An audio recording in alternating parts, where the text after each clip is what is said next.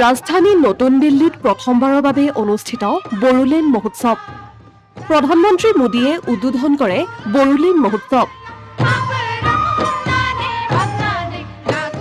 দুদিনীয়া কাৰ্যসূচীৰে অনুষ্ঠিত হ'ব এই বড়োলেণ্ড মহোৎসৱ।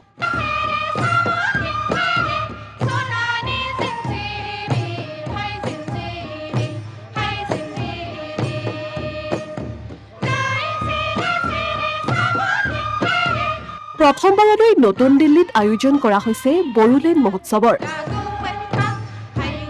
দিল্লীৰ কেডি যাদৱ ৰেছলিং ষ্টেডিয়ামত আয়োজিত বড়োলেণ্ড মহোৎসৱখন শুক্ৰবাৰে সন্ধিয়া প্ৰায় 7 বজাত প্ৰধানমন্ত্ৰী নৰেন্দ্ৰ মোদীয়ে উদ্বোধন কৰে।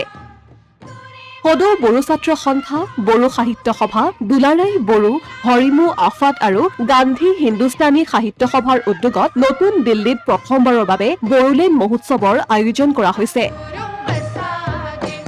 উক্ত মহোৎসৱত অসমৰ ৰাজ্যপাল লক্ষ্মণ প্ৰসাদ আচাৰ্য আৰু বিটিআৰৰ মুৰব্বী প্ৰমোদ বড়োকে ধৰি কেইবাগৰাকী গণ্য মান্য ব্যক্তি উপস্থিত থাকে।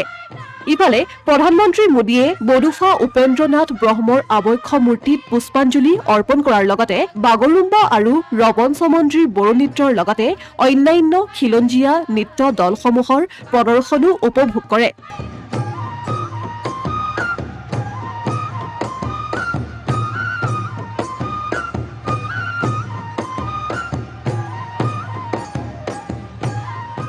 নতুনকৈ স্বীকৃতিপ্ৰাপ্ত বড়ো GI টেগপ্ৰাপ্ত সামগ্ৰীসমূহৰ প্ৰদৰ্শনী বিপণীসমূহ পৰিদৰ্শনো কৰে। লগতে বড়োলেণ্ড জাইকলং শীৰ্ষক বড়োলেণ্ড মহোৎসৱ 2024ৰ স্মৃতি গ্ৰন্থখন উন্মোচন কৰে প্ৰধানমন্ত্ৰীগৰাকীয়ে। দুদিনীয়াকৈ আয়োজন কৰা মহোৎসৱত বড়োলেণ্ড অসম, পশ্চিমবংগ, ত্ৰিপুৰা, নাগালেণ্ড, মেঘালয়, অৰুণাচল প্ৰদেশ আৰু ভাৰতৰ অন্যান্য প্ৰান্তৰ লগতে চুবুৰীয়া ৰাষ্ট্ৰ ভূটান আৰু নেপালৰ 5,000ৰো অধিক সাংস্কৃতিক, ভাষিক আৰু শিল্প অনুৰাগীয়ে অংশগ্ৰহণ কৰিব। আনহাতে অন্তিম দিনৰ সাংস্কৃতিক সন্ধিয়া কেন্দ্ৰীয় জনজাতি পৰিক্ৰমা মন্ত্ৰী জুয়েল ওৰামে উদ্বোধন কৰিব। উক্ত অনুষ্ঠানত ৰাজ্যসভাৰ প্ৰাক্তন সাংসদ সোণাল মানসিঙো উপস্থিত থাকিব। উল্লেখযোগ্য যে নতুন দিল্লীত বড়োলেণ্ড মহোৎসৱৰ আয়োজনৰ জৰিয়তে বড়োলেণ্ডৰ সাংস্কৃতিক আৰু ভাষিক ঐতিহ্য, পৰিৱেশ, জৈৱ বৈচিত্ৰ্য আৰু পৰ্যটন সম্ভাৱনাৰ সমৃদ্ধি সমগ্ৰ দেশৰ লগতে বিশ্ববাসীৰ আগত প্ৰদৰ্শন কৰাত সহায় কৰিব।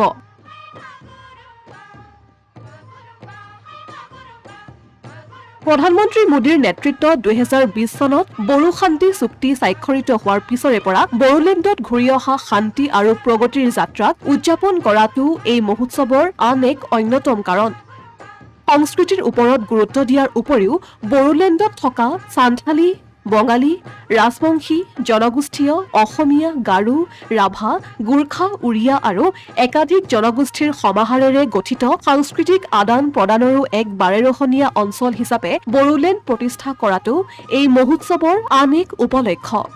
উক্ত মহোৎসৱত বড়ো সাহিত্য সভাৰ চহকী অৱদানক বিস্তৃতভাৱে দাঙি ধৰাৰ বাবে শান্তি আৰু সম্প্ৰীতিৰ এক সাংস্কৃতিক সমাৱেশো অনুষ্ঠিত কৰা হ'ব।